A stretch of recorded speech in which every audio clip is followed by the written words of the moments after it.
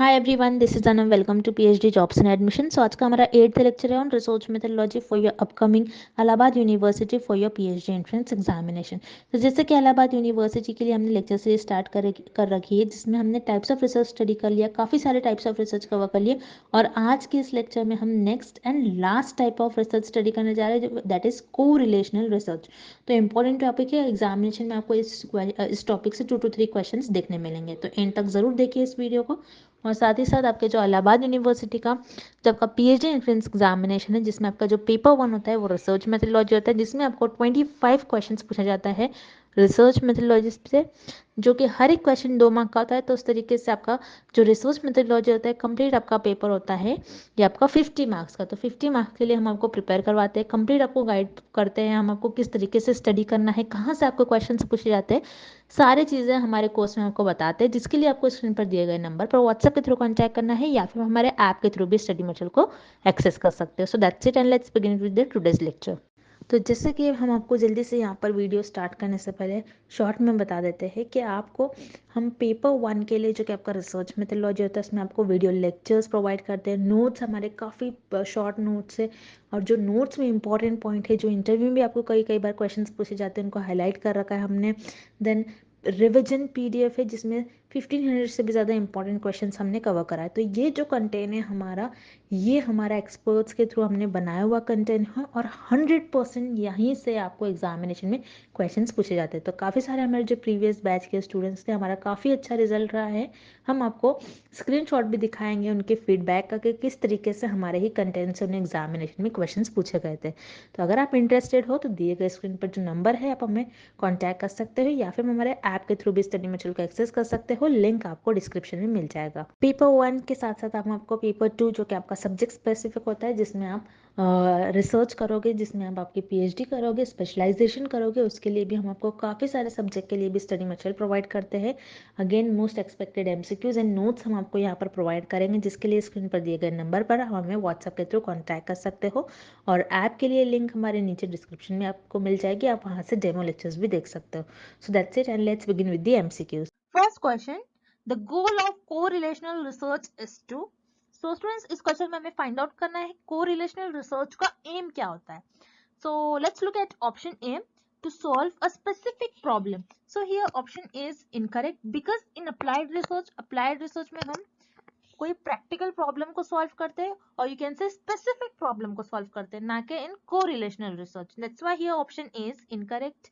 Then option B, describe the current status of phenomena. So again here option B is incorrect, because in descriptive research में हम कोई भी phenomena topic के current status को describe करते हैं, ना कि in correlational research. That's why here option B is incorrect. Then we have option C, to assess relationships between the variables. So here yes, option C is correct, because correlational research का aim होता है कि कोई variables के बीच का relation find out करे। So here remember students, यहाँ पर आप name में meaning देख रहे हो, correlational means कोई variables के बीच का relation। Okay, so yes, जैसे फॉर एग्जाम्पल रिसर्चर को कोई वेरिएबल्स के बीच का रिलेशन फाइंड आउट करना है। सो यहाँ पर रिसर्चर क्या करेंगे, कोई भी पास्ट डेटा जो होता है, और you can say existing data जो होगा, उस डेटा को रिसर्चर ऑब्जर्व करेंगे with the help of statistical tool. Okay, so यहाँ पर रिसर्चर के पास ऑलरेडी डेटा होगा, और उस डेटा को रिसर्चर स्टैटिस्टिकल टूल मीन्स जो मैथमेटिक्स टूल से रिलेटेड होगा, जैसे ग्राफ्स और यू कैन से चार्ट्स के थ्रू। तो यहाँ पर रिसर्चर के पास मान लो एक डेटा है जो एक्सरसाइज, यहाँ पर एक वन वेरिएबल है जो एक्सरसाइज है, and the second variable is calories burn. Okay, ये सेकेंड वेरिएबल होगा। सो रिसर्चर के पास ये दो वेरिएबल्स है। सो रिसर्चर ने ये दो वेरिएबल्स, और यहाँ पर जो डेटा था दो वेरिएबल्स का, यहाँ पर रिसर्चर ने उस डेटा को ऑब्जर्व किया, एनालाइज किया, और रिसर्चर ने ये देखा with the help of statistical tool, researcher ने ये पाया कि यहाँ पर जो लोग एक्सरसाइज ज्यादा कर रहे थे उनमें, और this indicate calories burn. Okay, so जो लोग एक्सरसाइज ज्यादा कर रहे थे उनकी कैलोरीज भी ज्यादा बर्न हो रही है। दैट्स व्हाई हियर रिसर्चर ने ये देखा कि एक्सरसाइज और कैलोरीज बर्न, ये दोनों वेरिएबल्स के बीच में कुछ रिलेशन है. Okay, that's why here correlational research का एम ये होता है कि कोई वेरिएबल्स के बीच का रिलेशन फाइंड आउट करे. Okay, so here option C is the right answer to assess relationships between the variable. All right, next question. Correlational research is, so students इस क्वेश्चन में हमें फाइंड आउट करना है कि correlational research क्या होती है. So here first option non experimental. Yes, it is correct because correlational research में रिसर्चर ऑलरेडी जो डेटा होता है उसी डेटा को एनालाइज करते हैं और उस वेरिएबल्स के बीच का रिलेशन फाइंड आउट करते हैं.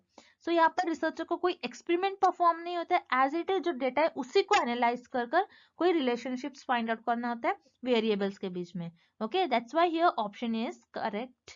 Then we have option B, backward looking. Again option B is correct because correlational research को हम backward looking research भी कहते हैं. So here backward means, जैसे आपको backward word से मीनिंग पता चल रहा होगा, जो past event occur होते हैं और you can say जो already existing जो डेटा होता है रिसर्च वही correlational research में उसी डेटा को यूज करते हैं to find the relationships between the variables. That's why here option B is again correct. Then option C, experimental. No, it is incorrect because correlational research में हम कोई experiment perform नहीं करते क्योंकि already जो data होता है उसी का use करना होता है. आप यहाँ पर कोई experiment perform नहीं कर सकते.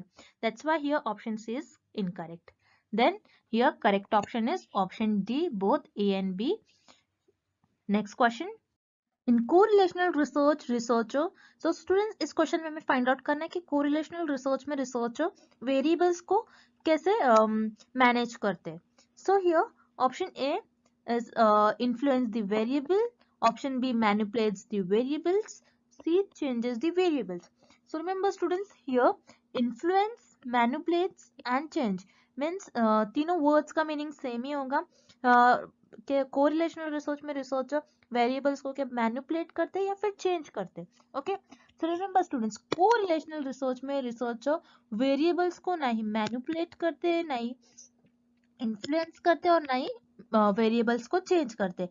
बिकॉज इन एक्सपेरिमेंटल रिसर्च में रिसर्चर इंडिपेंडेंट वेरिएबल को चेंज करते हैं और यू कैन से इंडिपेंडेंट वेरिएबल को इन्फ्लुएंस करते हैं और मैनिपुलेट करते हैं. बट कोरिलेशनल रिसर्च में रिसर्चर वेरिएबल्स को नहीं चेंज करते नहीं मैनिपुलेट करते. ओके, बिकॉज कोरिलेशनल रिसर्च में रिसर्चर को जो भी एग्जिस्टिंग डेटा होता है वही डेटा का यूज करना होता है. That's why here correlational research में रिसर्चर कोई भी वेरिएबल्स को मैनिपुलेट और चेंज नहीं करते. That's why here correct option is option D, none of the above. Next question. Data from a correlational study is usually shown as a, so students इस question में हमें find out करना है कि correlational research में researcher अपने data और result को किस ग्राफिक फॉर्म में शो करते हैं. So here we have option A scatter plot, then option B pie chart, then option C bar graph. Okay, so students here pie chart में हम डेटा को सर्कुलर फॉर्म में represent करते हैं. This is pie chart. Then we have bar graph. So bar graph में data को कुछ ये बार में हम डेटा को रिप्रेजेंट करते हैं. That's why it is known as bar graph. And scatter plot, this is the diagram of scatter plot. Okay, so yes students correlational research में रिसर्चर अपने डेटा और रिजल्ट को स्कैटर प्लॉट के form में represent करते हैं. Because scatter plot के help से researcher direction of relationships find out करते हैं between the variables.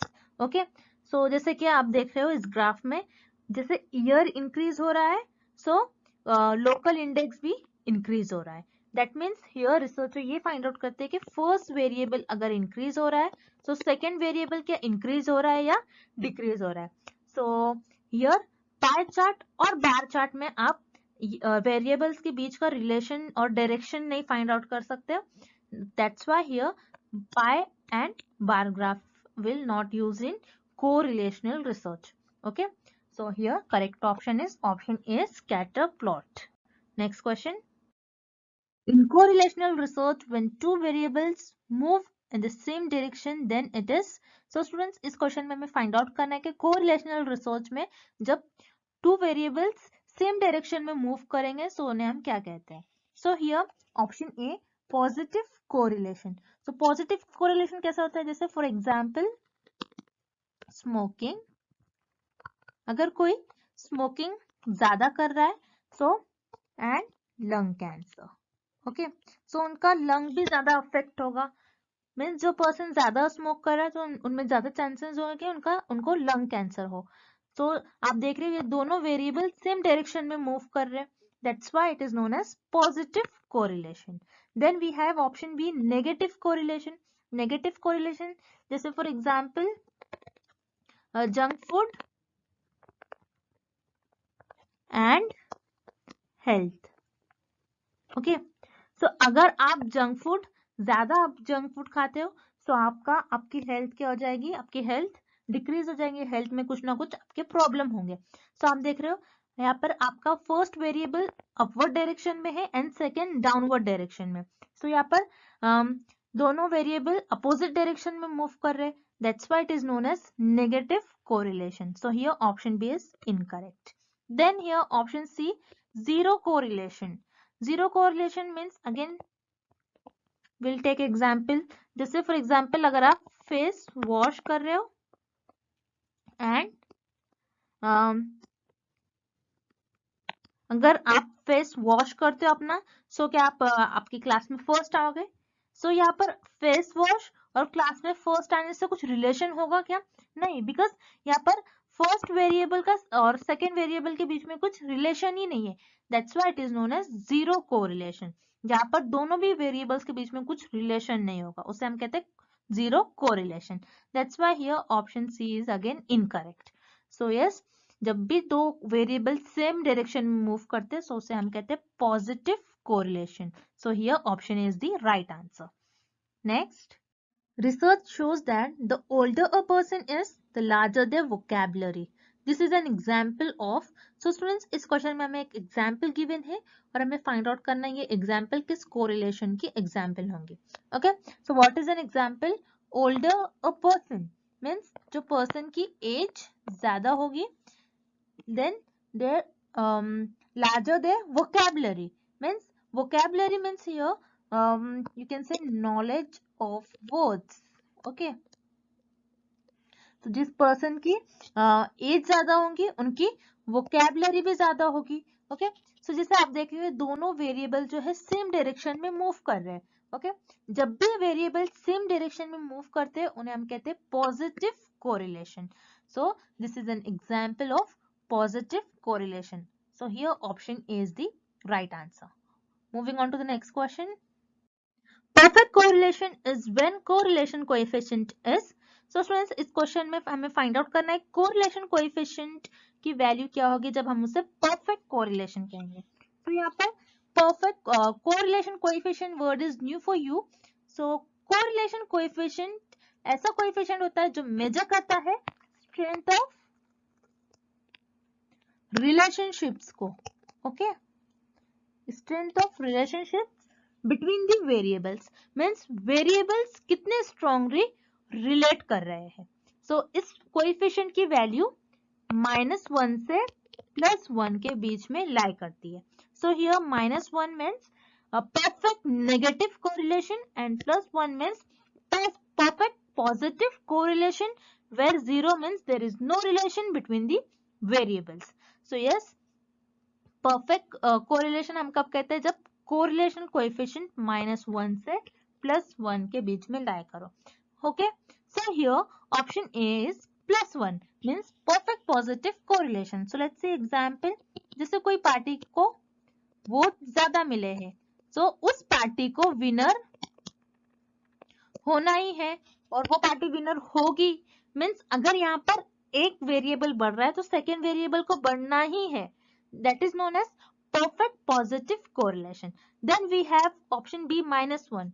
So -1 means perfect negative correlation. जैसे for example एक ट्रेन है और उस ट्रेन को A से B स्टेशन मूव करना है. So अगर अब ट्रेन अपनी स्पीड इंक्रीज करेंगी so उस ट्रेन को स्टेशन बी पर जाने के लिए टाइम कम लगेगा। तो आप देख रहे हो यहाँ पर कम लगना ही है इस ट्रेन को स्टेशन बी पर मूव करने के लिए। तो यहाँ पर आप देख रहे हो एक वेरिएबल अगर इंक्रीज हो रहा है तो सेकेंड वेरिएबल को डिक्रीज होना ही है। That is known as perfect negative correlation. So here option B is again correct. Then option C, 0. 0 means there is no relation between the variables. Okay. So here correct option is option D, both A and B. Next question. Which of the following statement is true about correlational research? So students, इस question में हमें find out करना है कि कौन सा option correct है about correlational research. Okay. So here option A can demonstrate causation. So students, here causation means cause and effect. Okay. So remember students, correlational research cause and effect relationships describe नहीं करता है between the variables. Correlational research बस relation बताता है between the variables. Okay. जैसे for example, researcher ने कोई city में ये देखा कि समर में आइसक्रीम की सेल्स ज्यादा हो रही थी और उसी मंथ में क्राइम रेट भी ज्यादा हो रहा था। ओके, सो यहाँ पर आप ये नहीं कह सकते हो कि आइसक्रीम के ज्यादा सेल्स होने की वजह से क्राइम रेट इंक्रीज हो रहा है, बट यहाँ पर आप देख सकते हो आइसक्रीम एंड क्राइम रेट, यहाँ पर आइसक्रीम और क्राइम रेट के बीच में पॉजिटिव कोरिलेशन है, मीन्स एक वेरिएबल बढ़ रहा है तो सेकेंड भी इंक्रीज हो रहा है। सो यहाँ पर कॉज एंड इफेक्ट रिलेशनशिप नहीं हो रहा है। क्या आइसक्रीम की वजह से क्राइम रेट इंक्रीज हो रहा है? नहीं, हम यहाँ पर कोरिलेशनल रिसर्च में cause and effect relationship find out नहीं करते। So that is why correlation does not imply causality or causation. Okay, correlational research जरूरी नहीं है कि cause and effect relationship show करे. That's why here option A is incorrect. Then we have option B is used to define the problem. So again option B is incorrect because हम किसी भी problem को define करते, understand करते in exploratory research, not in correlational research. That's why here again option B is incorrect. Then we have option C, the researcher does not manipulate the variables. Yes, it is correct about correlational research because correlational research में researcher past events, जो past data होता है और जो already existing data होता है और जो already data होता है उसी data को use करते हैं to show or to find the relationships between the variables. Okay, that's why here option C is the right answer. Next question. In an experiment, the researcher manipulates the dash variable and measure the dash variable. So students, इस question में हमें find out करना है कि experiment और you can say in experimental research हम कौन से variable को manipulate करते हैं और कौन से variable को measure करते हैं. So here in experiment or in experimental research, researcher independent variable को manipulate करते हैं और dependent variable को measure करते हैं और dependent variable और independent variable का क्या effect हो रहा है dependent variable पर ये find out करते हैं. So remember students, in experiment or in experimental research, researcher independent variable को manipulate करते हैं और you can say change करते हैं. Whereas in correlational research में researcher किसी भी variable को manipulate और you can say change नहीं करते. This is the major difference between experimental research or correlational research. So yes, in experiment or in experimental research, researcher independent variable को manipulate करते हैं और dependent variable को measure करते हैं. That's why here option A is the right answer. Moving on to the next question. In correlational problem, both variables are. So students, इस question में हमें find out करना है correlation research में जो दोनों भी variables होते हैं वो कैसे होते हैं. So let's see option A, equal. No, it is incorrect because correlational research में variables equal हो ये जरूरी नहीं है. It is not necessary. That's why here option A is incorrect. Then option B, unknown. Again here option B is incorrect because correlational research में already हमारे पास data present होता है. That's why here option B is incorrect. Then here option C fixed. Again option C is incorrect because आप correlational research में आप variables को fix नहीं कर सकते हो. अगर आप फिक्स करोगे so वो कांस्टेंट हो जाएगा. That's why here option C is incorrect. Then we have option D random. Yes, it is correct. Correlational research में वेरिएबल्स रैंडम होते हैं और students remember this is very important point. This is the property of correlational research जहां पर variables random होते हैं. That's why here option D is the right answer. So students, I hope the concept of correlational research is clear to everyone, and thank you for watching this video. See you tomorrow with another video.